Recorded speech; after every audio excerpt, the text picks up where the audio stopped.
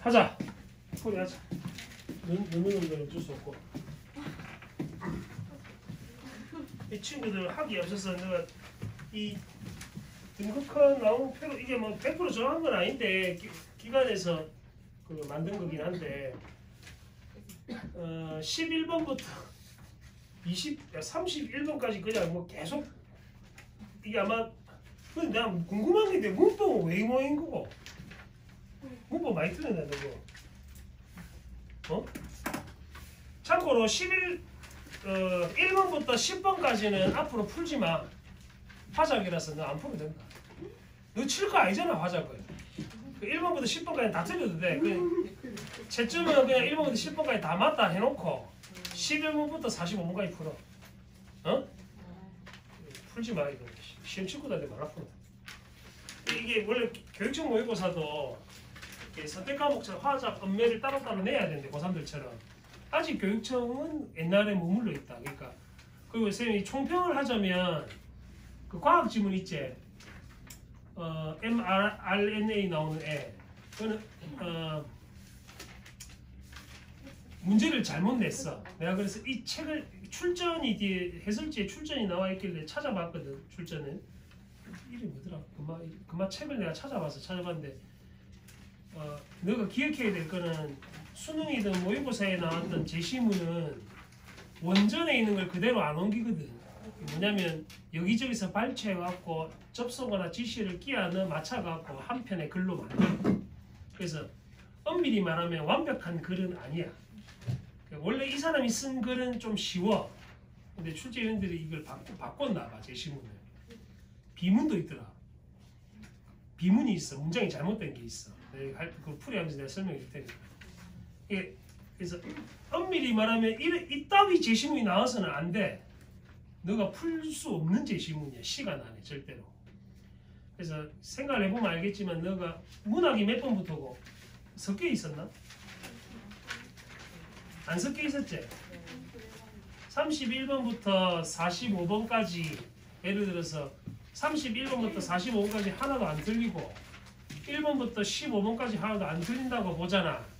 1등급 나오는 거 아나? 그러면 1등급 나온다고 과학을 버리는 게 맞았다는 뜻이야.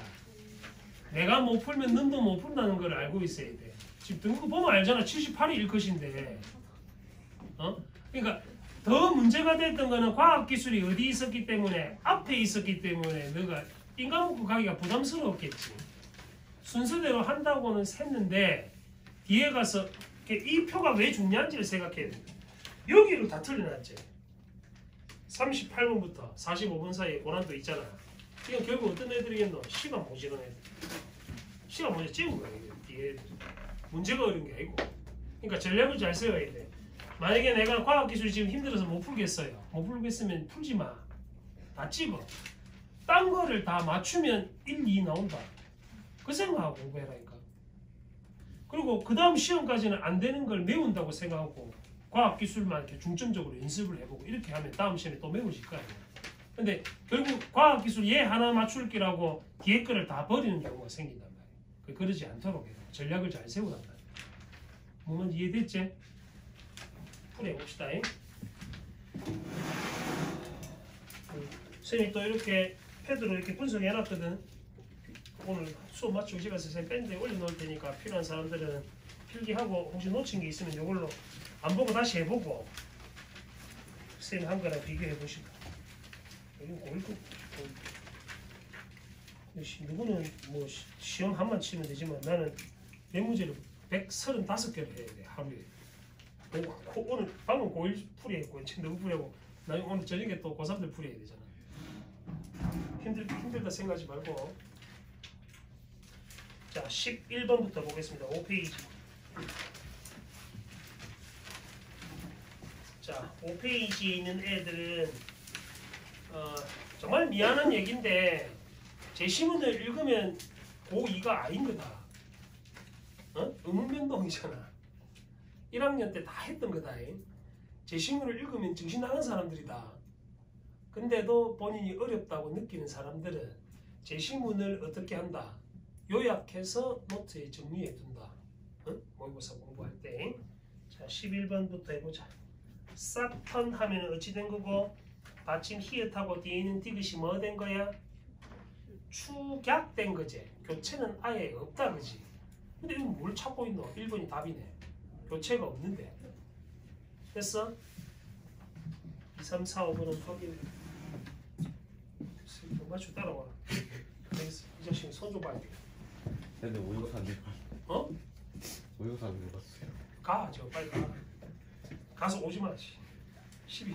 빨리 가. 선생님한테 가봐라. 아 근데 12번. 밑글에 기역 니은을 중심으로 할 때 밑줄이 2개밖에 없지.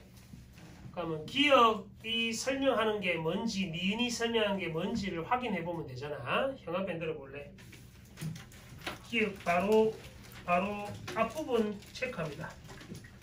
꽃이다 밟히다처럼 형아펜 칠해. 어근에 뭐로 시작하는 전미사각결합. 이게 음운 환경이제 히읗으로 시작하는 전미사가 붙어야 된다. 그죠? 전미사가. 맞니? 니은은 둘 이상의 단어를 이어서 뭐로 발음할 때? 이어서 한마디로 발음할 때.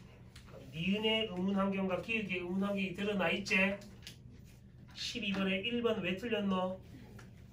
낫 한때로 발음한 거는 전미사가 붙은 게 아니지? 1번이 바로 틀렸네. 그러면 A는 기역이 아니고 뭐에 해당하는 설명? 니은에 해당하는 설명인 거 알겠어? 전미사 있나 없나 보면 되잖아 이거. 참고로 그리고 전미사는 띄어쓰기를 안 한단 말이야. 근데 A는 띄어쓰기 돼 있으니까 전미사일 수가 없잖아. 됐니? 13번은 별표치 두시고 수능에도 나왔다. 얘는 작년과 재작년 수능에 나왔던 문제다. 형태가 똑같다. 형태소 분석하는 거거든. 자, 집안일부터는 형태소 분석해. 일단 보기에서 물어보면 어근 전미사 어근의 구조 물어봤지. 어근은 실질적 의미가 있는 애고 전미사는 실질적 의미가 없이 어근의 앞뒤에 붙는 아들을 전미사라 부른다. 만약에 4쪽, 5쪽에 있는 문법 용어 가운데 본인이 애매하거나 잘 말로 글로 표현을 못할 것 같으면 정리를 해서 외워야 돼. 근데 우리나라 고2가 문제가 뭐냐면 학교마다 배우는 과목이 달라요. 그러니까 1학기 때는 문학을 하고 2학기 때는 독서를 하고 어떤 학교는 1학기 때 독서를 하고 2학기 때 언매만 하고 이런 학교가 있거든. 심지어 물리학으로 문학이고 언매고 아무것도 안 해. 독서만 하잖아. 2학기 때 심화국어 하고. 저는 학교가 문제인 거예요. 무슨 말이냐? 1학기 때 내신에 언매가 안 되니까 문법 공부를 안 해. 문학만 하잖아. 문학만 주구장창 해. 1학기 내내. 근데 모의고사 문법 다 틀리고 와. 공부를 안 하니까 평소에. 놓치면 안 된다. 그러니까 모의고사 7지음에서는 선생님하고 수업 시간에 했던 걸 정리해두는 습관을 가지고 있어. 그리고 어차피 언매를 너가 고3 때 선택해서 시험을 칠 것 같으면 방학 때를 이용해서 특강이나 이런 걸 통해 갖고 문법을 한 바퀴 돌려놔야 된다. 탐구는 언제 돌려야 돼? 올 겨울 방학 때 한 바퀴 돌려놓고 계속 복습해 가야 돼. 내년 3월부터는 모의고사 성적 관리가 들어가야지. 그래야지 답이 나온단 말이야. 신경 써서 봐라.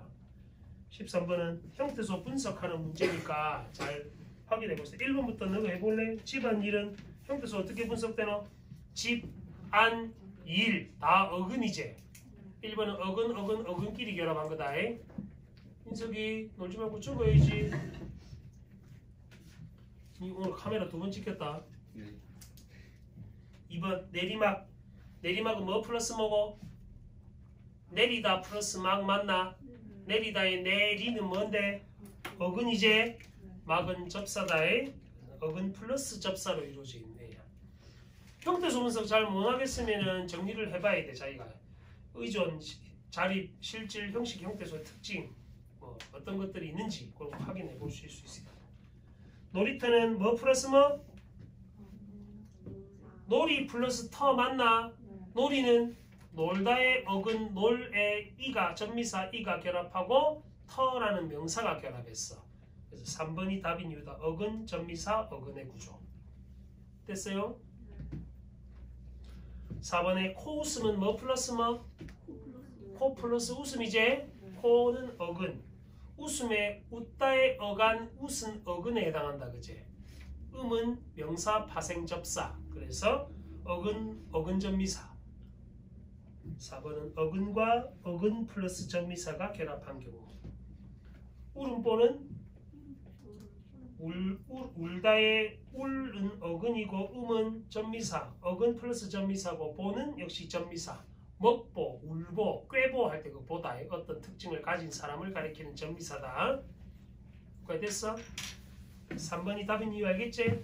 형태소 분석한 거는 그 날쌤이 그 쌤 풀이한 거 올려놓을 때 그것도 그걸로 확인해 보시면 쌤이 다 분석해 놨으니까 그렇게 정리를 해 놓으시도록. 가능하면 요거는 수능 문제랑 비교해서 정리해 놓는 게 좋다. 수능에도 나왔다 했잖아, 그치? 14번은 견문장 문제인데 요거는 너가 보기에서 견문장을 확인해 놔야 돼. 예를 들면 기역, 니은, 디귿, 리을에 어디가 안긴 문장인지 표시를 먼저 해야 된다. 기역부터 해봐. 어디? 여행을 가기. 가로로 묶어. 절에 해당하는 부분은 다 가로로 묶어. 니은은 그녀가 착함. 디귿은 그럼 기역, 니은, 디귿은 전부 다 무슨 절? 명사절로 안겨있는 문장이다. 그제? 음기로 안겨있으면 명사절 이렇게 했다. 음기! 리을은 조종사가 된 얘가 뭘 꾸미노? 소년을 꾸미니까 관형절 맞나? 그래서 기역, 니은, 디귿은 묶어서 명사절, 리을은 관형절 이렇게 해놓고 선지를 봐야 돼. 1번 보고 기역 보고 이렇게 풀면 안 된다. 항상 의문변동 문제는 의문변동 적어놓고 선지 보고 얘도 보기에서 무슨 절인지를 적어놓고 선지를 보고 이렇게 푸셔야 돼. 1번에 기역에 안긴 문장 여행을 가기에는 주어가 없제. 나는 이런 주어가 없제. 괄호 안에 있나 없나 그거 묻는 거다. 2번 니은에 안긴 문장은 누가 착한 거고? 그녀가 착한 거고 아는 문장의 주어는 아는 주어는 우리제. 그래서 주어가 다르다. 됐나? 3번 니은 디귿에 안긴 문장은 자 뒤에 조사 뭐 결합해 있어? 니은 뒤에는 을, 디귿은 무슨 격조사? 목적격 조사가 붙었으니 목적어로 쓰이고 있다고. 3번은 그 말이다. 4번 디귿 리을에 안긴 문장에서는 필수 성분이 생략되어 있다 했는데 디귿은 필수 성분 생략되어 있는 게 없제. 주어 서술로 다 있으니까. 리을은 누가? 소년이라는 주어가 생략되어 있다. 그제? 리을만 생략되어 있네. 디귿은 생략이 없으니 4번이 답이 된다. 참고로 4번에 필수 성분이라 하면 문장 성분에서 필수 성분이라면 어떤 거 있어? 요거 찾으라 말이다. 이 중에 생략된 게 있나 없나 찾으라. 이게 필수 성분에 해당한다. 문장 성분 중에 필수 성분에 해당한다. 주 성분에 해당하는 아들이다. 참고로 조종사가 된 할 때 되다는 품사가 문장 성분이 뭐야? 되다. 고민하고 있대. 되다는 문장 성분이 뭐고? 오호? 칠판에 적혀 있다. 문장 성분이 뭐고 되다. 왜 고민을 하지? 소수로잖아. 되다는. 조종사가 걔가 보호제. 조종사 되다 아니다를 보충해 주는 걸 보호라 했잖아. 또 영어에서 주격 보호 이런 거는 또 헷갈리고 있어라 또. 지금 영어 하는 게 아니잖아. 너는 뭐 좀 교육까지 뭔가 잘못됐어. 초딩 때도 영문법을 배우는데 초딩 때는 국어 문법을 안 배우지. 나오긴 하는데 내가 국어 문법을 인식을 못하고 보니까. 그러니까 너가 초등학교 1학년 때부터 5형식 영어 5형식은 나왔는데 국어의 문장 형식은 뭔지 모르잖아. 그게 문제인 거다. 모국어를 알아야지 외국어를 이해를 하지. 15번 높임 표현이지. 자, 그럼 높임 표현이 나오면은 높임 실현 방법을 표시해. 역시 보기에서 먼저. 자, 보기 2에 보면 높임 기역부터 높임 표현에 표시해봐. 어디? 깨, 드릴, 니는 시는 실 할 때 실, 또 까요. 이거는 상대 높임이다, 그제? 디귿에 오시고 오시는 깨서 가셔요. 리을에는 저렴합니다. 미음은 뵙고 겠어요. 됐어? 자, 1번에 문법적 수단과 어휘적 수단을 통해 부사가 지시하는 대상을 높이고 있다. 깨하고 들이 문법적 수단은 조사나 어미, 어휘적 수단은 특수 어휘다. 1번은 맞나? 무슨 높임에 대한 설명? 이런 2학기 때 시험 쳤잖아. 무슨 높임? 응? 부사어가 지시한 대상. 객체 높임 맞나? 2번 선어말 어미 의시하고 조사 요와 같은 대상을 요는 같은 대상을 높이기에 쓰이고 있는데 의시는 뭐고?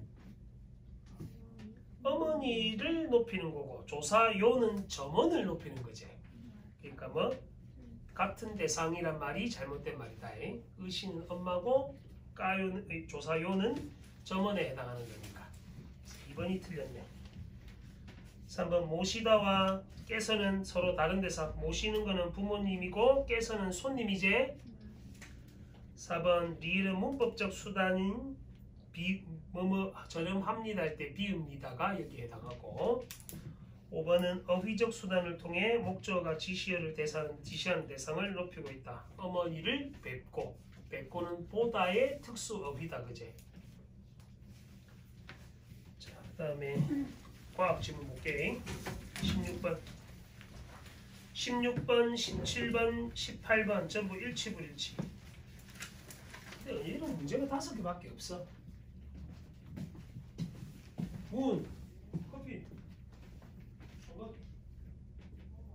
커피 사와야지. 사가와. 19번은 중심 내용의 보기 적용. 실컷 꼼들여 풀어봤는데 다 틀렸군데. 무슨 의미가 있었던 거고. 풀면 안 되나? 대리마. 풀면 안 되나? 오니 많이 마셨? 아이 많이 틀렸네. 풀만 했는데 많이 틀렸네. 그럴 수 있고. 앞으로 버려. 잡고 있지 마. 이거 왜 잡고 있노? 못 풀겠으면 넘어가야지. 속아. 그러니까 이거를 다 맞추려고 생각하는 거 아이가? 너그 지금 마음속에는. 읽지도 모르겠는데 나도 헤드로 하면 조금 시간이 오래 걸려. 왜? 너 알지? 내가 동그랗게 하려면 이렇게 동그랗게 해놓고 좀 멈춰 있어야 되고 그런 게 이런 게 있잖아. 그러니까 이 지문 내가 분석하는데 2시간 걸렸거든.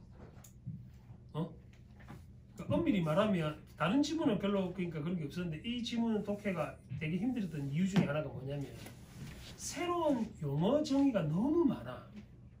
그러니까 정보가 많다 보니까 읽었는데 뭐 읽은지 정리가 안 되는 거야 머릿속에. 그러니까 읽은 걸 또 읽고 하니까 시간이 오래 걸리는 거거든. 그래서 일단 글을 어떻게 읽을지를 내가 한번 보여줄 테니까요. 20번은 근거 추론. 고3 게 더 쉽더라 너 거보다. 고3 거는 한 15만에 풀었는데 나도 이것 때문에 시간 많이 걸렸어. 나도 어려웠으니까 그러면 이런 거 안 나온다 걱정하지 말고 대신에 출제는 됐으니까 정리는 해보자. 읽어는 내야 되지 않겠나 그지? 에휴 세포시. 여기는 근데 제일 중요한 문제가 있어. 그림이 있니 없니? 19번 말고는 그림이 없지. 근데 19번도 그림과 관계, 재심과 관계되는 거라기보다는 주사 넣는 거니까 그지? 그래서 그림이 없으면은 그리라 했다 내가. 그냥 그려가면서 한번 정리를 해볼게. 펜 들고 따라해봐라. 세포액 속에 DNA에 저장된 생물체의 유전 정보는 어디로 전사되어? mRNA로 전사되어 어디로 보내지고? 세포질로 보내주고 리보솜을 통해 어디로 뭐로 합성된다? 단백질로 합성된다. 첫 문장부터 무슨 말인지 모르겠어, 그지? 근데 이게 뭐냐면 결국 전사 과정에 대한 거거든. 뭐뭐 하는 방법에 대한 거야. 그래서 요거는 화살표로 묶어서 정리해. 아니면은 체크해가지고 화살표로 제시문에서 바로 묶어놓든지. 나는 일단 이렇게 해놨다. 일단 적어볼까? DNA 유전 정보는 mRNA로 뭐 된다고? 전사가 지금 뭔지 모르겠는데 뭐 옮긴다쯤 되겠지, 그치? mRNA로 전사가 되고 얘는 어디로 보내져서? 거짓말하지 말고 세포질로 보내지고 세포질로 보내져서 나중에 뭐로 합성된대? 단백질로 합성이 된대. 이때 개입하는 아가 리보솜이라는 애다, 그제? 첫 문장을 이렇게 정리했거든. 여기서는 그닥 중요한 거는 아니다마는 이게 계속 나와. 뭐 과학 시간에 통합과학이나 아니면 이과생들 생물하는 친구들은 과학 시간에도 아마 배우는 내용일 수도 있는데 나는 아예 이런 배경 지식이 전무하니까 전무한 상태에서 어떻게 읽어내는지를 보라고.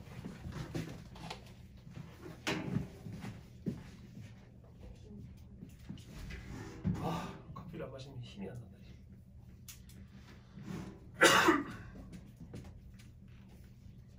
바이러스는 세모로 표시합니다. 문제적인 놈들은 다 세모로 표시해라. 바이러스는 뭐로 둘러싸인? 단백질로 둘러싸인 DNA나 RNA를 유전 물질로 갖는 기생체제. 기생하는 애다. 얘는 어디에 침입해? 우리 몸과 같은 생물체에 침입해. 자신의 유전 물질, 아까 단백질로 둘러싸인 DNA, RNA를 갖고 있는 애라 했잖아. 자신의 유전 물질을 뭐로 바꾸고? mRNA로 바꾸고 숙주세포가 스스로 바이러스 단백질을 합성하게 한다. 자, 쉽게 말하면 여기에 누가? 바이러스가 개입하게 되는 거다, 그치? 바이러스가 mRNA, G를 mRNA로 저렇게 바꾸고 숙주세포가 스스로, 그러니까 얘가 여기로 온다 했잖아. 바이러스는 그래서 위장해서 여기로 바꾼 다음에 들어오는 애를 갖고 단백질을 합성을 시키는 거야, 결국. 그래서 과정이 되게 중요하잖아. 방금 읽었던 첫 단락 내용은 이게 다다, 이거. 그치? 그러니까 이거는 밑줄 칠라 하지 말고 손으로 적는 게 훨씬 빨라, 과학기술은. 정보가 특히 많을 때 그렇다. 여기까지 됐지? 이에 대항해 지시 확인. 생물체는 바이러스 단백질을 항원으로 인식하고 항체를 만들어. 우리 몸에 있는 생물체다, 그제? 바이러스 단백질을 항원으로 인식하고 항체를 만들어 대항하거나 기억세포를 생성해 같은 바이러스가 침입할 경우를 대비한다.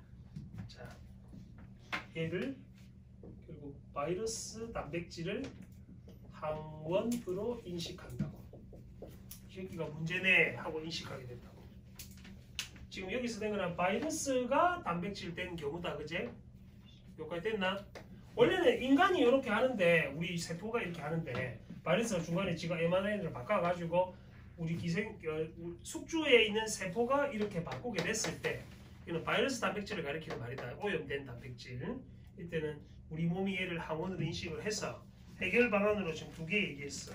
뭘 만들거나 항체라는 걸 만들거나 또 뭐한데?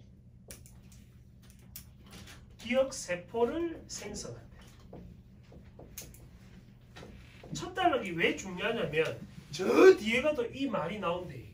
항체 기억세포란 말이. 근데 우리 첫 단락은 대충 읽기 때문에 뭘 읽은지 기억이 안 나. 뒤에가서 까먹지 그러니까.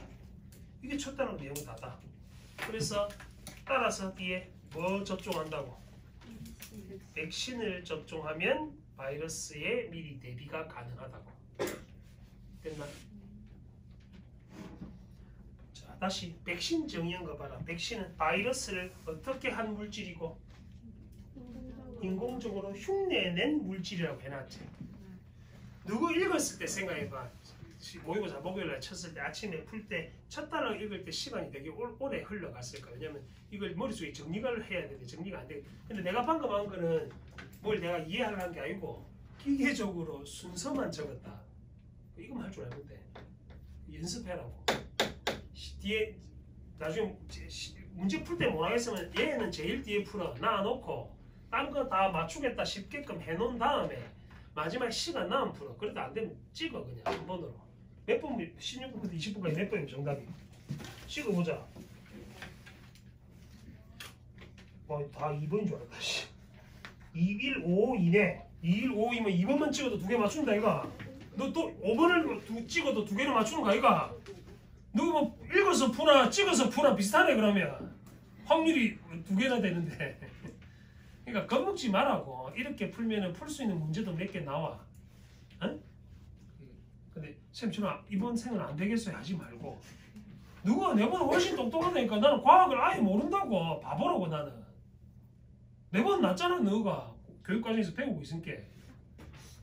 나는 중3 이후로 과학을 나왔다. 해본 적이 없다. 나또 선생님 문과였잖아 또. 그러니까 너가 내보다 똑똑하는데 이걸 못하면 문제가 있는 거다.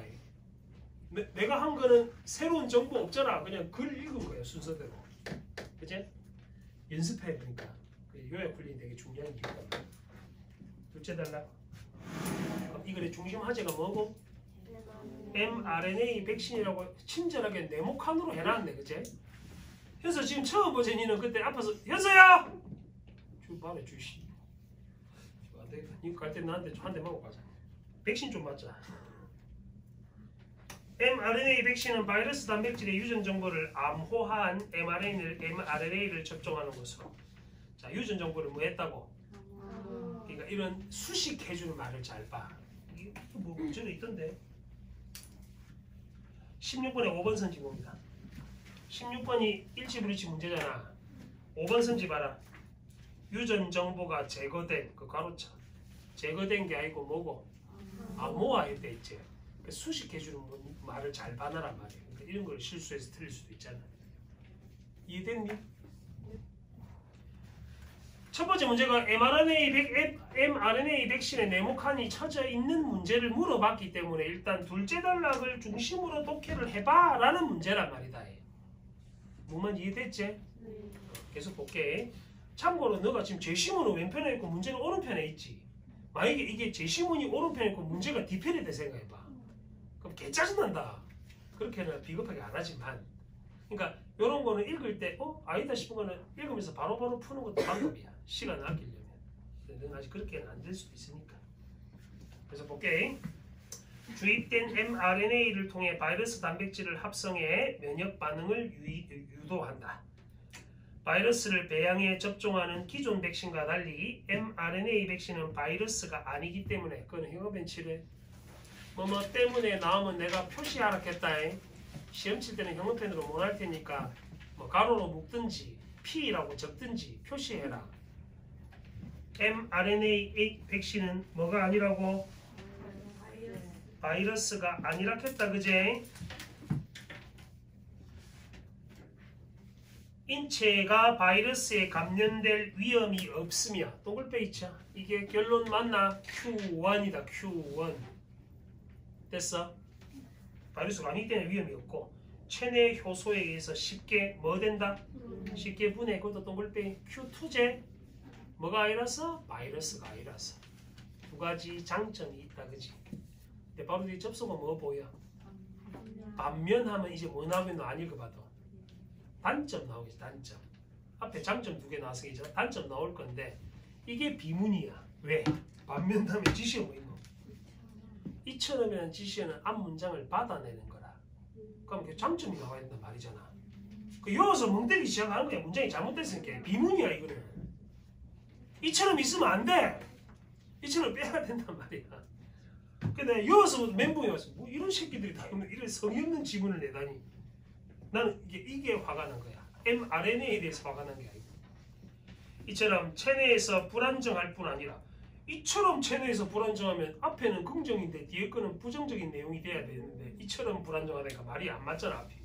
근데 일단 이처럼을 제끼고 봐. 불안정 세모 치고. 네, 분자 크기 어때? 분자 크기 크고 세모. 뭘 띄고 있어? 세모. 세포에 흡수가 돼 안 돼? 흡수되지 않는 문제. 그게 문제점 4가지 나왔지. 동글뱅이 세모 치는 거는 이해하지. 동글뱅이는 좋은 거, 세모는 안 좋은 거 계속 그거 계산하면서 말했다. 그러면 일치불일치 문제 풀 때도 들어왔을 때 긍정 부정만 확인하시면 되잖아요.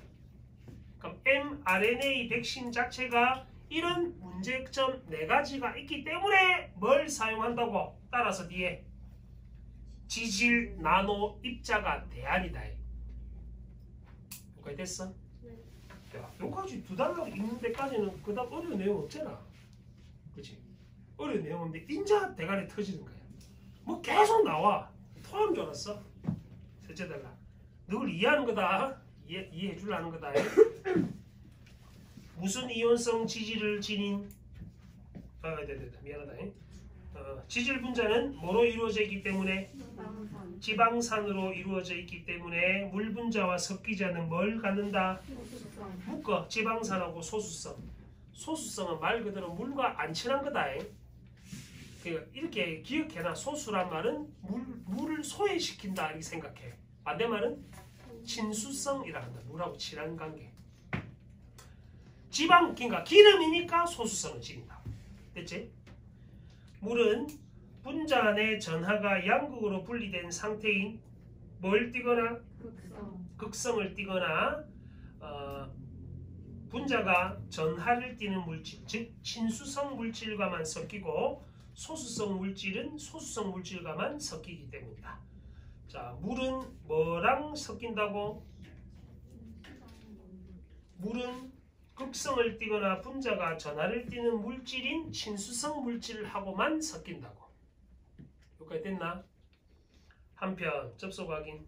생물체의 세포막은 뭐로 구성?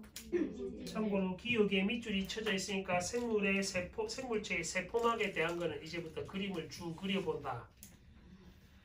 인지질이란 걸로 구성되어 있는데 인지질은 지방산으로 이루어진 소수성 꼬리와 음전하를 띤 인상기 대가리를 갖고 있다 라고 했지.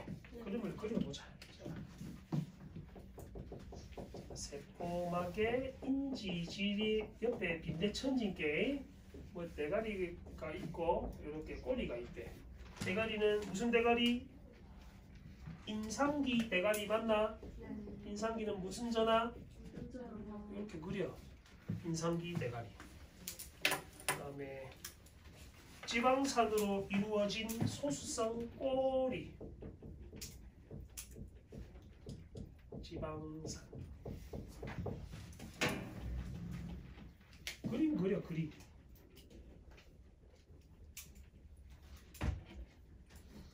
내가 새로 만든 말은 없다. 제시문에 있는 대로 대가리 그리고 꼬리 그린 것밖에 없다. 대가리는 뭐고 꼬리는 뭔지만 부속품만 적어 놓으면 되잖아. 누가 됐나? 근데 왜 넌 지문 독해할 때 그림 안 그려? 그림이 없는데. 그림을 안 그리니까 이해가 안 되지. 글자만 읽으려니까 어렵잖아. 그지? 머릿속에 정리가 안 되고. 따라서 접속 확인. 인지질은 친수성, 소수성 용매 모두와 섞이는 무슨 물질이라고? 양친매성이다.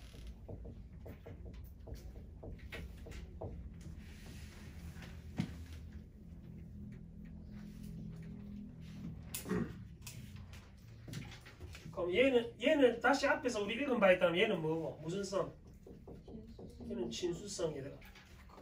음전하를 띠면 친수성이라 했잖아. 얘는 지방산이니까 뭐? 소수성. 둘 다 갖고 있는 애야. 양친매성이다. 그럼 방금 읽은 이 단락 정보는 이게 다. 됐지? 여기까지 됐나?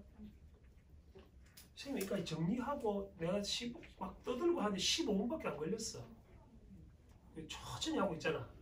근데 누구 읽을 때는 왜 그렇게 안 됐냐는 거야. 천천히 하는데도 15분 안에 이 정도 할 수 있으면 누구도 할 수 있어야지. 혼자 읽고 있는 쭉 읽고 있는. 그림 그리기 연습해라. 지문이 어렵게 느껴지면 글자를 읽지 말라고. 여기까지 됐어? 그래놓고 과학 기술만 풀어보는 거야. 다음 시험 칠 때까지. 매일 하루에 한 개씩. 그러면은 성적 나올 거 아니야. 이거는 이렇게 읽자 저렇게 읽자가 될 거 아니야. 그게 안 돼서 힘든 거라니까. 갑자기 보는데 읽히겠나? 당연히 안 읽히지. 죽을 노력 안 하고 시험 성적이 안 나오는데 이사지 말고 안 되는 거는 계속 해봐. 이에 따라 지시 확인. 인지질의 친수성 머리는 세포 외부나 세포질의 수용액에 접하고 있고 얘는 뭐라고? 세포 외부 수용액 즉 어디에 접하고 있다고? 물에 접하고 있다고 얘는. 얘는 물하고 접하고 있더라고.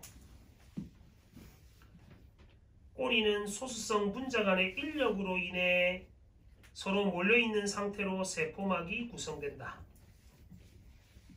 세포막이 이런 특징의 친수성 물질이 세포막을 투과하는 것이 차단된대. 자, 얘는 인력을 통해 세포막을 구성하고 있대. 그럼 당연히 친수성 물질은 여기로 못 들어가겠지. 얘가 차단하고 있으니까. 여기까지 됐어?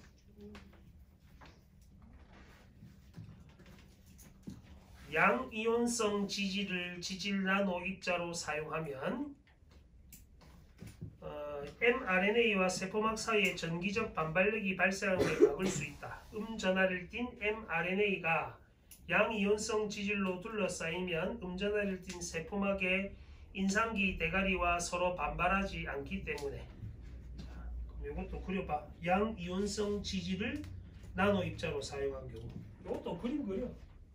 내가 안 된 줄 아나? 이렇게 그려. 얘는 M 뭐라고? mRNA는 무슨 전하를 띠고 있고 전하를 띠고 있고 가운데는 양이온 바깥에는 양이온성 지질을 이렇게 싸는 거야.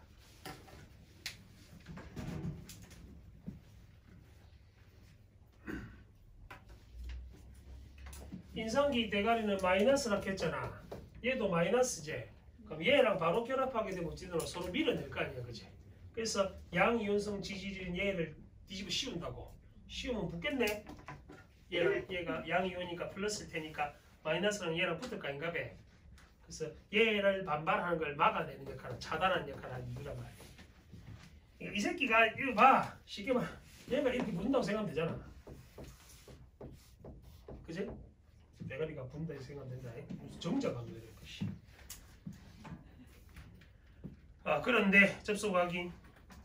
양이온성 지질은 실험실 환경에서는 mRNA 세포 내로 진입시키는 데 도움이 되는데 우리 몸 안에서는 양이온성 지질에 혈장 단백질이 흡착되어 mRNA 세포막 투과가 제한된대.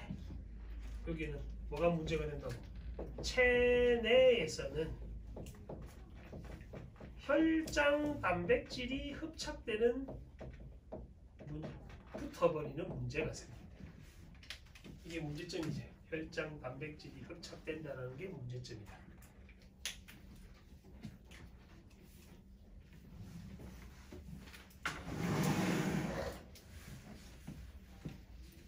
그래서 우리 몸 안에서는 mRNA 세포막 투과가 제한되는 이유다. 단백질 흡착 때문에 생기는 거.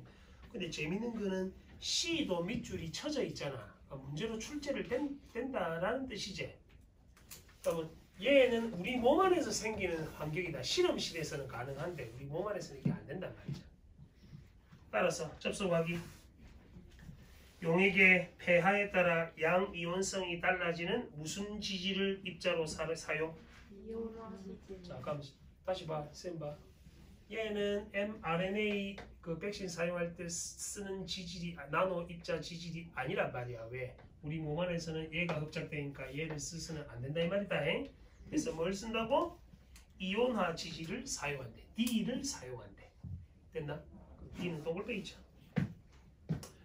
pH가 낮은 용액에서는 수소이온 농도가 높으므로 이온화 지질이 양이온화된다. 반면 pH가 높은 용액에서는 수소이온을 적게 받아들여 이온화 지질이 전기적으로 중성이 되므로 이온화 지질의 혈장 단백질이 흡착, 즉 들러붙지 않는다고. 방금 읽은 것도 뭐가 복잡해. 문장은 짧은데 그제? 그래서 적어. 자, 뭐가 낮을 때는? pH가 낮은 용액에서는 수소이온 농도가 어떻다고? 수소이온 농도가 높아서 이온화 지질이 뭐 된다? 양이온화 된다. 네, pH가 높으면 거꾸로 되겠지? 수소이온 농도가 어떻게 돼? 낮아지고 전기적으로 뭐가 돼? 중성이 돼. 중성이 되면은 뭐가 안 된다고? 체내에서 단백질 흡착을 차단할 수 있다는 거야. 옛날 하던 도식하다의 화살표시라는. 그럼 일단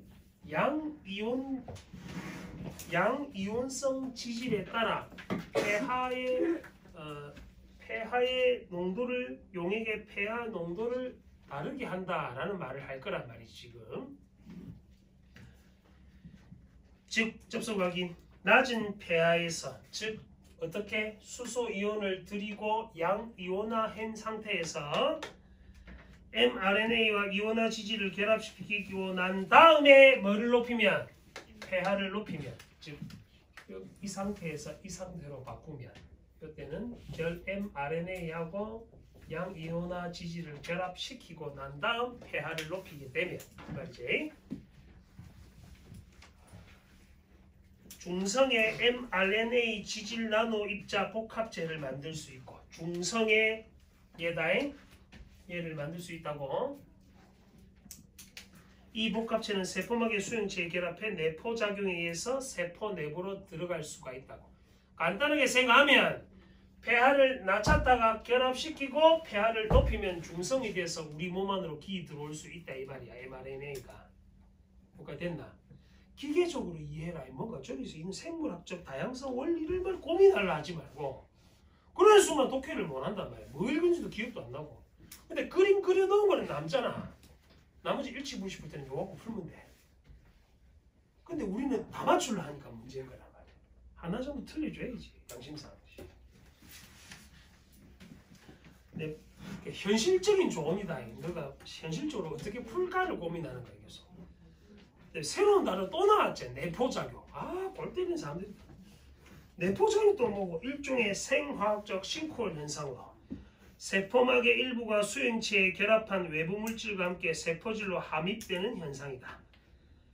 내포작용이 일어나면 쉽게 말하면 세포 내부로 아까 mRNA 지질 나노 입자 복합체가 기 들어간 걸 내포 현상이라 부른 거란 말이다. 세포질 안에 엔도솜 구조체가 형성된다. 복잡 싫은데. 세포질에서 엔도솜 내부는 뭐 되는데? 산성화 P라고 적어. 이에 따라 세포막에서 유래한 엔도솜막이 불안정해져서 mRNA가 세포질로 뭐 된다? 방출된다. 그게 Q다잉.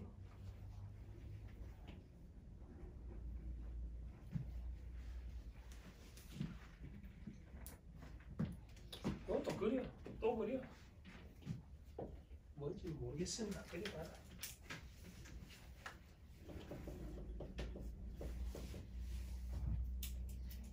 엔도솜 구조체. 엔도솜 구조체. 얘가 뭐 된다고? 산성화 된다 했지. 세포막과 외부 물질이 어디로 이렇게 기 들어간다. 이걸 무슨 현상이라고 불렀어? 내포 현상이라고 불렀다. 이걸 내포 작용이라고 불렀다. 지금 내가 그림 그린 게 크게 4개밖에 없어요. 그치? 이 긴 지문을 4개만 그림을 그려낼 줄 알는데. 그러니까 제일 좋은 방법은 너가 이제 이과생들은 과학책 있잖아. 과학책 중에 선택한 과학, 학교에서 배우는 과학책에서 참고서를 본인이 맞는다 생각하고 지문을 쭉 읽어. 참고서로 공부하는 사람들은 참고서 요약 다 돼 있다. 이거. 교과서는 줄글로 돼 있잖아. 줄글로 돼 있는 거를 뭐 세포는 그림도 그리고 하되 세포기관 이런 거. 그게 공부다 결국. 방출된 mRNA가 리보솜과 결합해 바이러스 단백질을 합성하고. 이거 봐, 다시 봐. mRNA가 리보솜과 결합해서 단백질을 합성한다는 첫 단에서 봤잖아, 그렇지? 포식한 거하고 비교하면 된다. 합성하고 뭘 생성함으로써 아까전 항원으로 인식한 다음에는 이 2개를 만들어낸다 했잖아. 여기서는 기억세포 만드는 방식이 결국 mRNA 방식이 여기에 해당한단 말이다. 요거 됐어? 16번 해봅시다. 16번에 1번 바이러스 대신에 인체 내에서 합성된 바이러스 단백질 가로 인체 내에서 합성된 바이러스 단백질 이게 잘못된 말이지. 2번 바이러스에 감염된 경우 마찬가지로 유전 물질을 통한 세포의 단백질 합성 과정이 수반. 2번이 답이 되는 유다에 유전 물질을 통한 세포의 단백질 합성 과정이 수반. 3번은 기억 세포가 유전 정보를 암호화하는 게 아니고 바이러스 단백질이 암호화한댔지. 3번은 기억 세포가 암호화한댔으니까 말이 안 되는 소리네. 4번은 세포에 관해서 유전 정보가 전사되는 과정을 조절, 괄호치고 전사되는 과정을 조절하는 게 아니고 전사는 대비는 것이 그냥 전사를 조절하는 게 아니었지. 이거는 아까 확인했고요.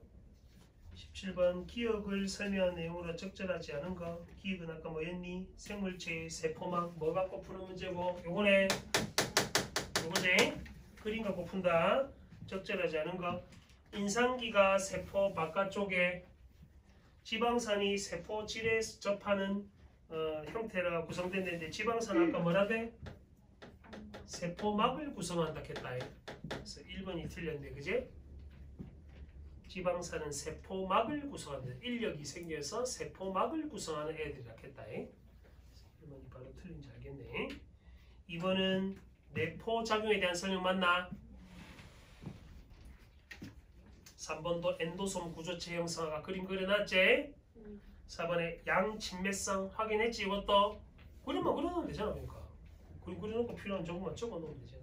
5번 친수성 물질이 세포막을 투과하는 걸 제한한다. 소성꼬리는 뭐로 구성되어 있어서?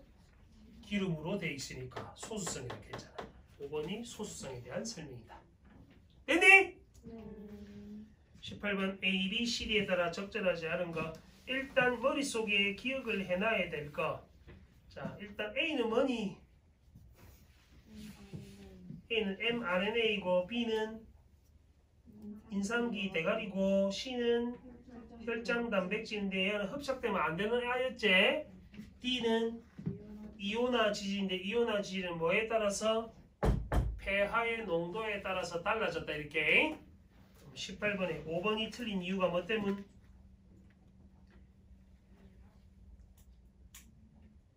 C가 흡착되는 현상이 억제되는 것은 언제일 때고 폐하가 높아질 때지.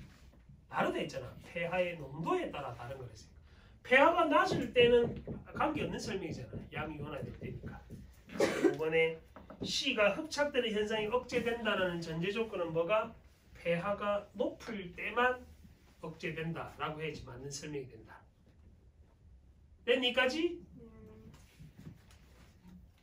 20번 먼저 풀어봅니다. 20번 이은의 이유 추론 내용으로 적절한 거.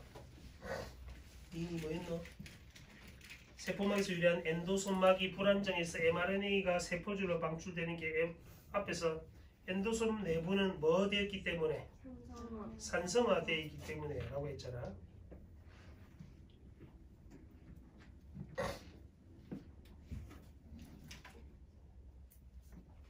자, 바로 앞문장에서 확인해 보면은 이걸 얼핏 보면은 4번, 5번 중에서 답을 찾으려고 하는 경우가 있을 수도 있다. 그치? 산성화라는 말 때문에. 알아놔야 될 게 산성화된다는 전제 조건을 먼저 보시면 내포작용이 일어나는 것부터가 전제다. 내포작용 자체는 세포막 일부가 외부 물질과 함께 요거제 세포막 일부가 수용체에 결합한 외부 물질과 함께 여기로 들어간다 했잖아. 들어가게 되면 세포질 안에 있는 엔도솜 구조체가 형성되는데 얘는 엔도솜 내부는 산성화된다 했다. 그제? 이에 따라 엔도솜막이 불안정해서 mRNA가 세포질로 방출된다 라고 했다. 자, 아까 전에 선생님 인상기는 뭐라 했노? 인상기는 친수성인데 음전화를 띈다 했지. 그리고 양이온화된 지질은 아까 양이온성 지질 양이온성 지질 같은 경우는 플러스잖아, 그제? 마이너스 플러스 결합하면 어찌 되노? 서로 결합한다면 들러붙는단 말이잖아, 마이너스 플러스니까. 그래서 mRNA를 둘러서 엔도솜막이 붕괴하기 때문이다가 답이 된다고. 2번이 답이 되는 이유다. 다음에 19번은 이것도 해보자. 이거는 19번은 이렇게 해줄게. 그 그림 밑에다가 지금 이거랑 같은 말인데 폐하가 높아지면 이온화 지질이 뭐 된다? 중성이 됐다. 아까 지문에서 읽었던 바와 같이 중성이 되면 뭐 커지노? 소수성이 커진다. 소수성이 커지면 뭐가 커지노? 인력이 커진다. 요거 연결하면 되잖아. 소선이 커지면 인력이 커진다. 인력이 커지면 당연히 서로 결합이 되겠노?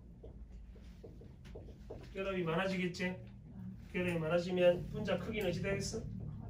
커진다가 돼야 된다. 그래서 5번에 보면은 미세한 크기에 라는 말이 잘못된 거다. 덩치가 커진다라고 말해야 돼. 여기까지 됐나? 연습을 해봐. 연습을 저래 해보면 이거는 몇 줄 쳐봐서 답이 없다. 정보가 너무 많기 때문에 그래. 21번부터 25번까지 21번부터 23번은 일치불일치 21번부터 23번까지는 일치불일치 24번은 중심 내용의 보기 적용 25번은 근거 추론 근거 추론 문제가 두 문제나 나왔네. 자, 이것도 일종의 법지문과 민법 관련 지문이다. 법지문과 사회 지문인데 역시 정보가 많아서 너가 읽으면서 멍 때리기 쉬웠던 문제입니다. 자, 22번 같은 문제는 어찌 풀어야 돼? 기억, 니은 이렇게 나온 거는 기호 다르게 해서 정리하라겠다. 기억 특징은 동글배로 체크하고 니은 특징은 세모로 체크해서 독해하라겠다. 너 마음대로 읽지 말고. 자, 해봅시다. 주택 임대차는 주택 빌린 거지. 쉽게 말하면 전세 찾는 거다. 임차인이 주택의 소유자인 임대인에게 보증금을 지급하고 합의한 기간 동안 목적물인 주택을 사용한 후 기간이 만료되면 보증금을 받고 전셋집을 다시 반환하는 계약이야. 임대차를 체결하여 임차인에게 발생하는 권리인 무슨 권? 임차권은 동글배기 치고 뭐에 해당? 채권에 해당한다. 채권은 원칙적으로 누구에 대해서만 묶어 임차권하고 채권이라서 특정 채무자 쉽게 말하면 전세 세입자에게만 작용하는 거예요. 제3자에게는 권리를 주장할 수가 없다. 이게 채권의 특징이다. 반면에 접속 확인 소유권, 저당권, 전세권 등 물건에 대한 지배권이라 할 수 있는 물권은 그는 밑줄 쳐. 물권은 어떻게 누구에게나 주장할 수 있지. 방금 읽은 임차권은 특정 채무자한테만 주장을 할 수 있는데 물권은 누구에게나 주장이 가능하다. 따라서 접속 확인 물권은 일반적으로 뭐에 우선? 부등으로 표시해야 우선된다라고. 같은 물건들 사이에서는 선순위 물건이 후순위보다 우선한다. 그래서 접속 확인 임차인은 계약을 맺은 임대인에 대해서만 임차권을 주장할 수 있는 이유가 뭐 때문이고? 채권이라서 그렇지. 응? 임차권은 채권이라서 그렇지. 계약 맺은 임대인에 대해서만 임차권을 주장할 수 있는 이유다. 임차권이 뭐라서? 물건이 아니라 채권이라서 그런 거다. 그렇게 구별해놓고 매매 등으로 주택 소유권이 변경되면 아까 소유권은 뭐에 속했노? 물건에 속했지. 그러면 새로운 소유자한테는 임차권을 주장. 내 계속 살라요 이렇게 할 수 없단 말이야. 새 주인이 나가면 나가야 돼. 여기까지. 이 문제를 해결하기 위한 방법으로 민법에는 뭐가 있다고? 그거는 세모침이다. 전세권. 자, 그럼 너는 기억은 임차권은 채권이고 니은 전세권은 무슨 권인지를 확인하는 게 필요하겠지. 동글배는 동글배로 묶어놨으니까 세모는 세모로 묶어라. 이는 보증금을 지급하고 부동산을 약정기간 동안 이용한 후 부동산 반환하고 보증금을 돌려받는 권리로 임차권과 내용이 같지만 뭐라는 점에서 묶어 세모치고 전세권하고 어찌하는지 알겠나? 그럼 눈에 딱 띄잖아. 이거는 선생님 따로 메모하는 거 없지? 과학기술한테 정보가 막 산적해 있는 정보가 아니라서 그래. 표시만 잘하면 돼. 이런 애들. 임차한 주택의 전세권을 설정하면 임대차 내용이 어디에 기재? 그것도 세모쳐. 묶어 물건이랑 다 니은과 관계된 정보들이다. 이거. 그치? 다 세모로 묶어주면 돼. 등기는 부동산에 관한 물권의 권리관계를 등기부에 기재해서 공시함으로써 제3자가 해당 내용을 알 수 있도록 하는 제도다. 쉽게 말하면 너가 이 건물의 등기부 등본을 떼면 이 건물의 주인이 누구, 이전 주인은 누구였고 다 알 수 있어. 그런 거야. 너 집 살 때 이런 거 필요하니까 알아놔라. 전세권을 설정하기 위해서는 누구의 동의? 그것도 세모 치고 묶어. 임대인의 동의. 대체로 임차인의 지위가 낮은 현실에서 임대인 동의를 얻기는 당연히 쉽지 않겠지. 이러한 임차인의 지위를 보호해 국민 주거생활을 안정시키기 위해 제정된 특별법이 무슨 보호법? 주택임대차 보호법. 그게 대안이다, 그제? 뭐에 대한 대안? 니은에 대한 대안이란 말이야. 여기까지 됐어? 이 법률은 임차인이 일정 요건을 갖추었을 경우, 끝까지 끊어. 그럼 너는 일정 요건이 뭔지 찾아내야 된다. 임차권에 물권적 효력을 부여해 임차인의 지위를 강화한다. 아까 전에 임차권은 뭐라 했노? 채권이었잖아. 근데 채권에 물권적 효력을 부여하는 게 주택임대차 보호법이란 말이야. 이해됐나? 임차인의 지위를 강화한다. 그 요건은 임차인이 주택을 번호 매겨 인도받는 것. 이게 요건이제 2번 뭘 맞히는 것? 번호 매겨라잉. 그거랑 일정한 요건하고 묶거나 일정한 요건 두 가지제. 주택 인도 받고 전입신고 마치고. 요건을 충족한 다음 날부터다. 이게 왜 중요하냐면 문제로 나와. 24번 같은 문제.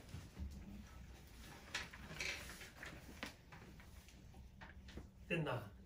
24번 같은 문제 나오니까 단디 확인해라. 요건 충족 다음 날부터 임차권은 제3자에게도 대항력을 갖는다. 요건만 갖추면 효력이 발생하고 임대인의 동의도 필요 없기 때문에 임차인을 효과적으로 보호할 수 있는 게 주택임대차 보호법이란 말이야. 뭐의 한계를 극복하기 위해서? 전세권의 한계를 극복하는 방법이다. 땜이 대항력을 갖는다는 건 제3자에게도 임차권을 주장할 수 있게 되었다는 의미다. 예컨대 접속 확인. 임차한 주택이 경매가 되면, 그러니까 원래 주택 소유자가 뭐 형편이 안 좋아갖고 집을 내놓게 되는 경우가 있어요. 그때 경매가 되면 일반적으로 임차권은 사라지고 주택임대차 보호법에 따른 대항력을 갖추면 그렇지가 않다. 그래서 주택임대차 보호법에 되게 중요한 이유다. 임차인은 이에 덧붙여 주민센터 등의 공공기관에서 주택임대차 계약서에 뭘 받을 수 있다? 확정일자는 뭐 받으려고 하는 거야? 우선 변제권 확보를 위해서 확정일자를 받는다. 전입신고를 해야지 확정일자를 받을 수 있거든. 그래서 나중에 너 원룸 같은 걸 얻게 되면 무조건 전입신고를 하고 확정일자를 꼭 받아놔야 돼. 그래야지 우선적으로 은행보다 먼저 받을 수가 있어. 너가 보증금 같은 거. 아니면 떼인단 말이야. 경매로 넘어가면. 서울에 경기도고 서울이고 빌라 한 사람이 막 몇백 채씩 갖고 있는 사람 있었잖아. 그리고 자살하고 했던 사람. 뉴스 안 보자. 한 사람이 빌라를 500채씩 막 이렇게 사들여가지고 어떻게 샀냐면 이 사람한테 뭐 1억을 보증금을 받고 다른 빌라를 또 사고 뭐 이런 식인 거야. 그러면 앞에 사람이 이제 빌라에서 나갈 때가 되면 보증금을 돌려줘야 되잖아. 돌려줄 돈이 없지. 왜냐면 다른 빌라를 계속 샀으니까. 지 돈으로 산 게 아니잖아. 전세 들어온 사람 돈으로 다른 빌라 사고 이렇게 해서 한 사람이 500채 넘게 산 사람도 있어. 그러면 1억씩만 해도 500억이지. 개인이 그걸 변제할 능력이 안 되니까 막 자살하고 그랬단 말이야. 얼마 전에. 근데 그게 법으로 보호가 안 돼. 주택임대 보호법에 있어서도 그걸 뭐 보장을 할 수 없고 막 그런 문제가 있더라고. 그 사람들은 자기 집 이제 전세라고 들어왔는데 이제 다른 집으로 이사를 가려면 보증금을 받아야지 이사를 갈 건데 보증금을 못 받는 상태가 됐으니까 길거리 나갈 게 안 생기네. 누가 생각해봐. 빼빠지게 모아하고 1억을 모았는데 1억을 집 그 보증금으로 내놨는데 그걸 못 받는 생각해봐라. 이거 누가 주나? 아휴 불쌍한 놈들.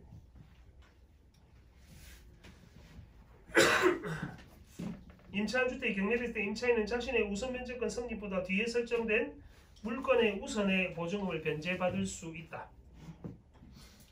우선 변제권의 효력은 대항력과 확정일자가 모두 갖추어진 날부터 발생. 이런 거 표시해놔야 돼. 언제 발생하는지 효력이.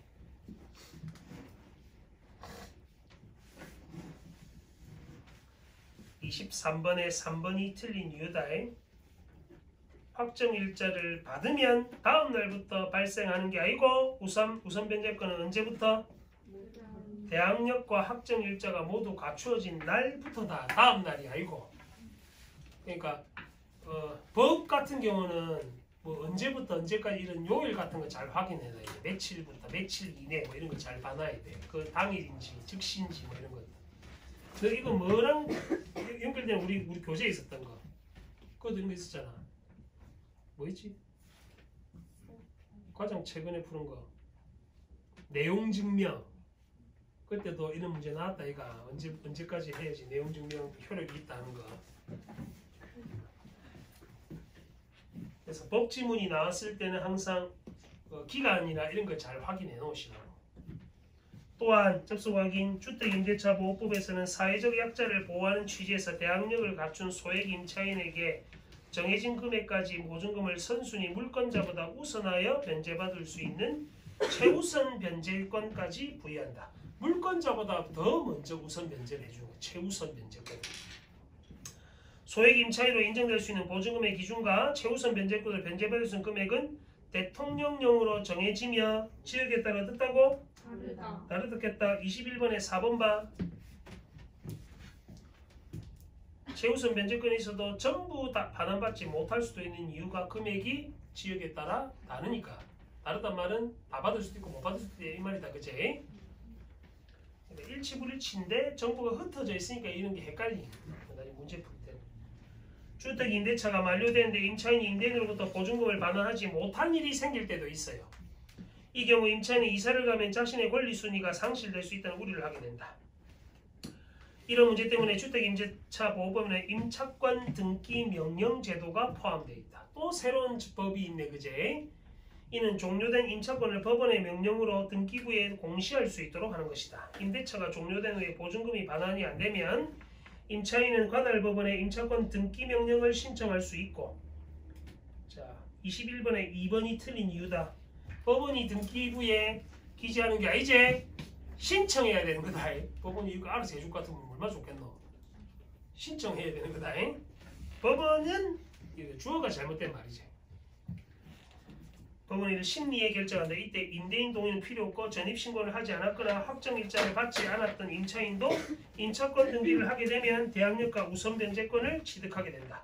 그럼 여기서 말하는 임차권 등기 명령 제도는 뭐가 없어도 전입신고, 확정일자 이거 없어도 우선 변제권 취득 가능하다. 동의가 없어도 한편 임차인이 등기된 뒤에 해당 주택에 새로 임대차를 체결한 다른 소액 임차인은 보증금의 최우선 변제를 받을 수 없도록 했다. 왜 그렇노? 마지막 문장. 임차권 등기를 한 임차인이 예상하지 못한 손해를 입을 수도 있기 때문에. 그러니까 새로 임대차 계약을 체결한 사람이 혼자서 자기 집 다 들어놓고 살 수도 있잖아. 그럼 기존 살던 사람은 자기 권리가 없어지는 거니까. 그래서 마지막 문장은 디귿의 전제에 해당한다. 디귿이 Q에 해당하고. 여기까지 됐어? 22번 볼까? 1번 기억을 가진 사람은 원칙적으로 밑줄 임대인에게만 계약력에 따른 행위 뭐라서? 채권이라서 그랬지? 2번 니은을 설정하려면 뭐가 필요하다고? 임대인 동의 필요하다고 세모로 표시해서 화살표로 묶어놨지. 그래서 바로 일치불치 확인이 가능하잖아. 같은 말이 뭔지 말면 된게. 근데 임대인 동의가 필요한 것에 있는 문제점을 해결하기 위한 법이 뭐라고? 주택임대차 보호법이란 거야. 밑에 있는 네모칸. 그래서 3번 니은을 가진 임차인은 임대차 기간 동안 목적물에 대는 주택에 가로쳐 소유권을 갖고 있는 게 아니다. 소유권을 갖고 있으면 자기가 주인이란 말이야. 집을 갖고 있는 거야 자기가. 3번이 정신 나간 소리지? 4번 자신의 권리를 주장. 주택에 대한 자신의 권리. 5번 니은은 기억의 우선. 왜? 니은은 물권이기 때문에. 됐습니까? 23번을 확인했고 24번 25번 먼저 풀어보자. 마지막 그 문장이었지. 디귿의 이유를 추론하는 것. 소액 임차인의 최우선 변제권이 인정되면 등기부상 선순위 물건보다 우선 변제되니까 기존 세입자가 뭐가 돼? 손해를 입게 된단 말이에요. 그래서 4번이 적절한 것에 해당했습니다. 24번은 을이 갑한테 2억 원 보증금을 지급, 갑 소유주의 A주택을 2021년 2월 5일부터 2년간 임대차가 체결됐고 을은 2월 5일에 A주택으로 이사하고 전입신고를 했지만 계약기간 내에 뭐는 받지 않았어? 그거는 세모치고 확정일자 받아야 되는 게 있었지. 이건 문제점에 해당하는 거니까. A주택 거주하던 을은 임대차 만료를 앞두고 이사갈 집을 구해 새로운 임대차를 체결했고 2022년 12월 4일에 임대차 연장 안 하겠다고 이사를 밝혔다. 갑은 사정이 생겨 보증금을 제때 돌려주지 못한다고 통보. 갑은 임대차가 만료된 현재까지 보증금을 돌려주지 않고 있다. 자, 적절한 걸 찾습니다. 1번에 을은 2022년 12월 4일부터 임차권 등기 명령을 신청할 수 있다라고 했는데 그거는 가로쳐. 2022년 12월 4일부터 임차권 등기 명령 신청할 수 있는 임차권 종료 이후에 등기 명령을 신청할 수 있다. 2번 즉시에 가로치고 신청하는 즉시 되는 게 아니고 법원이 뭐 해서 심리를 거쳐야 되지. 바로 될 것 같으면 제일 좋지만 그게 그래 안 된단 말이야 우리나라는. 3번 을은 기존의 우선 변제권이 유지되도록 임차권 등기 명령 제도를 이용할 수 있다. 가로치고 왜? 확정일자를 아까 받지 않았지? 확정일자를 받지 않았기 때문에. 4번은 을의 신청으로 임차권 등기 명령이 내려지면 갑은 A주택을 다른 사람에게 매도할 수 있다. 주택 소유권은 변동이 가능했습니다. 소유권은. 매도는 할 수 있다. 소유권 변동은 가능한 거다. 5번 을의 신청으로 임차권 등기 명령이 내려지면 을이 이사를 가도 을이 가지고 있던 임차권은 등기부에 기재가 돼. 여전히 권리는 유지된다 했다. 자, 그 다음에 이거는 건축과 관련된 지문인데 26번부터 30번까지는 참고로 예술 지문이다. 건축 예술. 지문은 별로 안 어려웠지 이거는.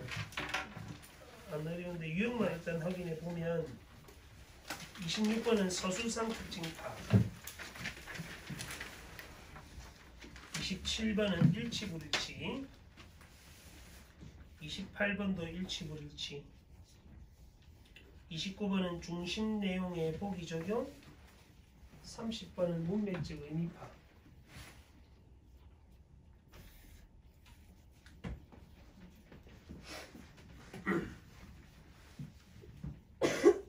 (30번은) 버리면 안 된다 했다. 문맥적인 파는 문제 바로 풀어보시고. 부사가 뭐고?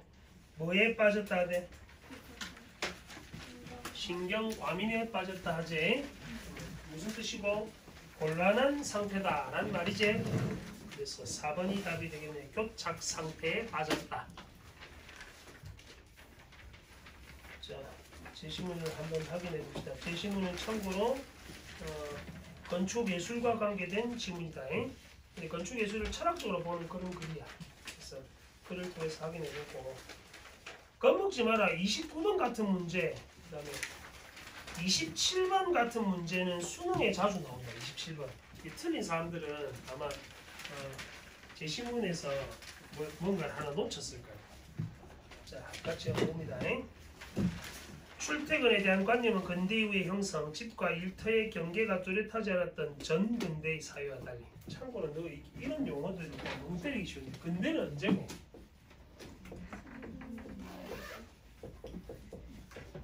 야, 현대는 언제고?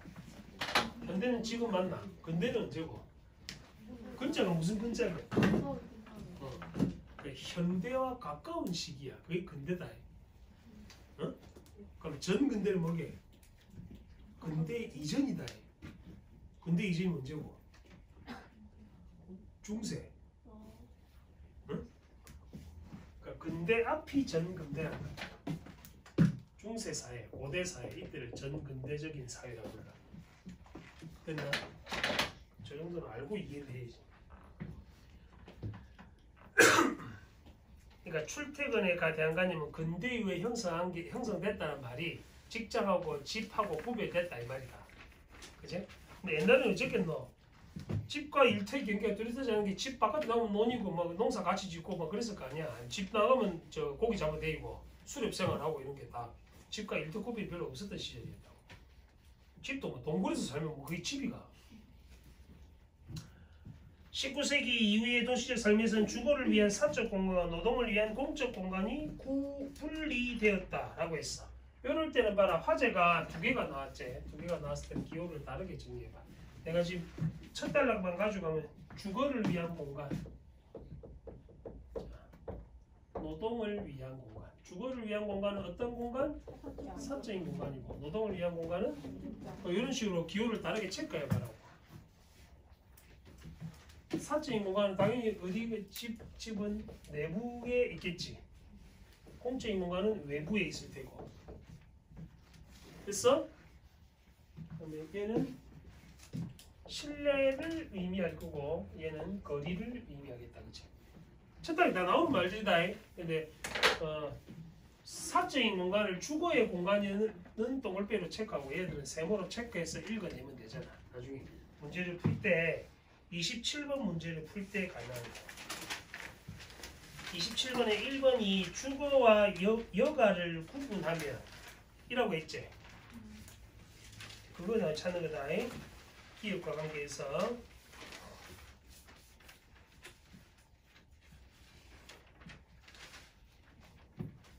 첫 단락에 각각의 대응 관계에 해당하는 애들을 저렇게 분석 가능하다.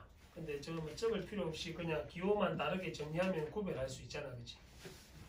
게오르크 진메르는 철학자는 뭐라고 했는지 봅니다. 대표적 사적 공간인 실내의 공간적 의미를 도시 삶과 관련지어 분석했다.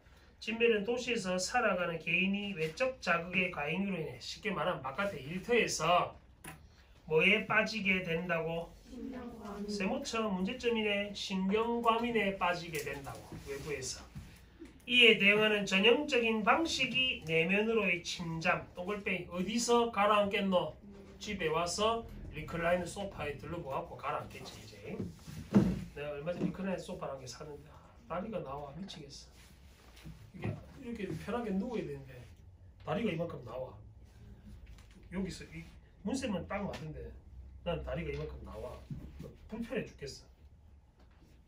근데 잘 모르나? 지잉하면 이렇게 올라온 거 있잖아. 다리 올라오는 거. 그걸 하나 샀는데 나한테 작더라고. 갑자기 화가 나. 안마기계를 하나 사야 돼. 안마기계는 내도 들어갈 수 있나? 유지하는데. 그렇지 않을까? 아야. 이거 생각한 것보다 내가 그렇게 작지 않다. 외부와 차단된 실내는 내면을 지키기에 가장 유리한 공간. 또한 접속 확인. 진매는 개인이 개성을 실현. 다 체크해라. 다 실내에 대한 설명이지. 공간이라는 의미를 실내에 부여했다. 19세기는 실내를 가구와 공예품으로 빈틈없이 장식. 그것도 체크하시고. 그는 다양한 양식을 지닌 사물을 취향에 따라 조합, 일상에서 개성을 드러낼 수 있다는 점에서 이를 어떻게 평가? 그래서 다 체크해라고. 또 양식이라는 보편적인 표현 행태를 매개로 하는 공예품은 평온함, 안정감 체크하고 묶어. 가구와 공예품하고 묶거나 같은 말이지. 실내에 대한 진멸의 설명은 도시적 삶이 가져오는 불안과 몰개성 세모치고 사적 공간에서 해소하려는 뭐의 부 그것도 체크하시고 다 실내에 대한 가치를 이렇게 두고 있다. 실내가 개인의 은신처, 일상의 신미화를 추구할 수 있는 공간으로 자리매김함에 따라 거주자를 외부로부터 보호하고 자유로운 개성편을 보장하는 실내 설계가 당시 건축의 주요한 구성원리로 등장. 요까지가 게오르크 진멜의 주장이다. 실내 공간에 대한 입장이다. 됐니? 그래서 일상의 신미화란 말 나왔지? 일상의 신미화는 뭐라고 해놨노? 실내에 대한 입장이다. 그치? 1번은 주거와 여가를 구분하라 했잖아. 집에서 지내는 거하고 여가생활 즐기는 걸 구분하는 거랑 일상신묘는 관계없지. 일상신묘는 뭐에 대한 설명? 실내 생활에 대한 설명. 됐니? 그래서 27번에 1번이 적절하지 않은 이유다. 자, 그 다음에 또 희한한 학자 나옵니다. 발터 벤야민은 또 뭐라는지 봐라. 진멜은 신뢰에 대한 긍정적 면을 개인적 욕망을 실현할 수 있는 곳으로 봤다. 누구도 그 유튜브 보다 보면 원룸 꾸미는 그 아이들 있잖아. 그거 본 적 있나? 원룸에다 자기 좋아하는 거 싹 다 갖추고 뭐 전동 스크린부터 해서 막 뭐 누르면은 막 저 액정 TV 볼 수 있고 손바닥 손바닥 탁 치면 또 1-4세컨드처럼 불 꺼지고 불 켜지고 막 그런 거 만들어 놓고 하는 애들 있잖아. TV도 컴퓨터도 최신 컴퓨터 막 설치해 놓고 그 뭐 침대도 모션 침대 이런 거 있잖아. 징 누르면 막 허리 올라오고 막 침대에서 밥도 먹고 한 그런 엄마한테 등짝 맞겠지만 혼자 사니까 그런 환상에 젖어 있다가 실제 자취생을 하면 쓰레기장이 되는 겁니다. 친구들의 아지트가 되죠. 술병 막 굴러다니고 있고 청소 안 하고 냉장고에는 썩은 음식이 돌고 있고 막 그런 거야. 자취하지 마라. 개인적인 생각이다. 자취는 인생을 버리게 된다. 엄마랑 같이 살 수 있어. 엄마 밑에 있는 게 제일 좋아. 발터 벤야민은 실내 장식에 집착한 19세기 주거 문화를 주거 중독증으로 표현하며 쓰이는 도시의 공적 공간에서 개인적 흔적을 남길 수 없는 데 대한 보상 심리에 기인한 것이라고 설명했다. 자, 주거 중독증으로 표현했단 말은 진면의 입장을 좀 부정하고 있다. 이제 벤야민은 실내가 사회적 세계의 인간성을 잃어가면서 점점 더 인위적 공간, 다 세모차, 보상 심리, 둘째 줄에 주거 중독증, 셋째 줄에 보상 심리, 밑에 인위적 공간, 그 밑에 공적 공간으로의 도피, 실내 공간을 부정적으로 봤다. 그는 신화나 자연에서 모티프를 딴 다구나 공예품의 조합을 통해 모험적 분위기를 조성했던 19세기 실내 풍경을 예로 들면서 이런 실내는 거주자를 뭐에 빠지게? 환상, 세모차. 그럼 19세기 실내 공간에서 부정적 입장을 보는 게 발터 벤야민의 입장이다. 그지? 실내에 대한 벤야민의 비판적 고찰은 사적 공간과 공적 공간의 괴리를 문제 3대로 이어지는데 이때 벤야민이 주목한 것은 뭐다? 파사주라는 겁니다. 파사주는 몇 채의 건물을 잇는 통로 형태의 상가로. 자, 29번에 나 그림 봐. 사진 봐. 그게 파사주가 알겠나? 그래서 이런 거 많이 보지? 그 뭐고 맥도날드고 이런 데 보면은 이런 데 이때 밑에는 주차할 수 있고 2층은 카페고 뭐 이런 데 있잖아. 놀러 가면. 그런 게 파사주라고 본다. 벤야민에 따르면 유행의 리듬이 지배하는 최초의 자본주의적 소비 공간 밑줄 쳐. 파사주의 특징이다. 유행은 새로운 것을 부단히 연출해 상품을 향한 욕망 재생산. 그것도 밑줄. 서로 마주보는 상점들이 늘어선 구조는 지하철 상가 가면 그렇잖아. 그제? 마주보는 상가 구조는 오가니들의 시선을 붙잡아 소비를 부추겼다. 또한 파사주는 건축학적으로 거리와 실내 사이에 위치한 무슨 공간? 그것도 체크. 벤야민은 그렇기 때문에 파사주에서는 외부와 내부가 혼동. 체크.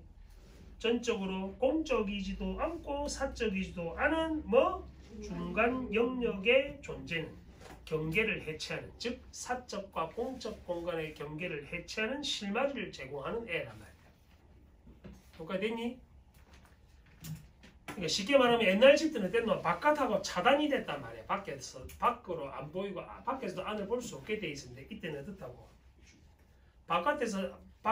안에서도 바깥을 볼 수 있고 바깥에서도 안에 있는 통유리창 같은 거에서 안에 볼 수 있잖아. 사람들 만나면 들어가고 하잖아요. 그걸 가리킨단 말이야. 중간 영역의 존재라. 그러니까 사람들이 좀 맛있게 저 사람 많으니까 맛집이겠네 하고 저 사람들 또 들어오고 하잖아. 줄 서서 기다리고. 제일 이게 뭐야? 줄 서서 기다리는 거. 맛집 줄 서서 기다리 봤나? 대신에 맛집이 없지. 자, 그런데 그 형 마라탕집 오랜만에 생겼지. 내가 눈으로 보고 한 5군데 봤는데. 내 세상에 제일 이해하는 게 마라탕이다. 넌 좋아하나 마라탕? 좋아해? 병 걸린다. 맵고 짠 거 먹으면 싱겁게 먹어라. 싱겁게. 사적 공간과 공적 공간의 분리를 신보하는 낡은 개념을 대신한 새로운 주거 개념을 탐색하면서 벤야민은 신건축과의 관계에서 파사주의 의미를 다시 조명했다. 20년대 등장한 신건축은 산업기술의 발전에도 불구하고 건축의 미약화 경향이 지속되는 상황에 대한 반론의 성격을 띈다. 묶어 신건축하고 반론. 벤야민은 공간의 이분법을 극복하는 사유의 연장선상에서 신건축의 구성 원리를 탐구했다. 신건축에서는 철골을 재료로 사용하면서 벽을 제거하는 설계가 가능해져서 내부 외부의 경계를 완화할 수 있게 되었다. 또 빛이 투과하는 유리 사용의 확대, 전부 다 신건축에 사용되는 기법들이다. 철골 사용, 빛이 투과하는 유리 사용, 내부와 외부의 통합을 공간적으로 구현할 수 있게 했다. 이에 비해 지시 확인, 파사주는 새로운 재료를 사용하면서도 과거의 건축 양식들이 절충적으로 혼합되어 지어졌다는 점에서 기술 발전에 부합하는 건축 양식으로 이어지지 못했다는 한계를 설명했어. 쉽게 말하면 파사주의 특징인 신건축인 새로운 재료를 썼지만 기존의 뭐를 건축 양식들이 혼합되어 있다. 이렇게 기존의 건축 양식들이 혼합되어 있다는 게 파사주의 한계란 말이에요. 베냐민이 본 거다. 이게 파사주의 한계 지점이라고. 그래서 마지막 문장을 보면은 파사주의 한계를 이렇게 설명한 거 알겠지? 외부로부터 차단된 그릇 속에서의 삶. 그러니까 옛날 19세기다. 관계와 투과의 원리가 지배해 20세기로 넘어가는 문지방의 의미를 파사주에서 발견했다. 쉽게 말해봐. 19세기에서 20세기로 넘어가는 뭐 역할을 했다고? 문지방의 역할. 그러니까 쉽게 말하면 중간 다리 역할을 했다고 의의를 밝히면서 마무리하고 있는 글이다. 마지막 문장. 여기까지 됐니? 이걸 전체 발터 베냐민이 바라본 파사주의 한계와 의의를 밝히면서 마무리하고 있는 글이네. 26번 5번이 답인 유제 신뢰에 대한 학자들의 견해. 누구? 진멜과 베냐민의 입장, 차이점 이런 거 소개했습니다. 28번은 베냐민의 관점에서 파사주에 대한 예로 적절하지 않은 거. 4번이 왜 틀렸노? 새로운 건축 양식 이제 과거의 건축 양식을 혼합했다 했잖아. 그리고 이거는 마지막 단락 반디 보면 됩니다. 다음 29번 이게 보기 길다 겁먹지 마라. 29번에 가는 일단 뭐겠노? 당연히 누가 좋아하는 건물이겠노? 건축 양식이겠노? 건축이겠노? 진밀이 좋아하는 거겠지. 외부와 차단돼 있으니까. 나는 베냐민의 입장에서는 새로운 건축 재료를 쓰지만 기존 건축 양식을 그대로 섞어서 표현했다는 점에서 한계를 지적할 수도 있고 문지방의 의의를 지적할 수도 있겠다. 그제? 적절하지 않은 거지. 보기 안 읽어도 된다. 이거는 그림만 봐도 이해하잖아. 1번 아늑한 느낌이 유지될 설계에 대한 가에 대해 밑줄 베냐민은 외부로부터 도피. 아까 세모로 표시해놨지. 2번 진멜은 가에 대해 내면을 지키기에 적합됐나. 3번의 둘째 줄 가에 대해 진멜은 개성 표현 됐나. 그러니까 쉽게 말하면 진멜이 생각한 신뢰, 그 다음에 베냐민이 생각한 신뢰 또는 파사주 이걸 생각하면 되잖아. 5번이 왜 틀렸노?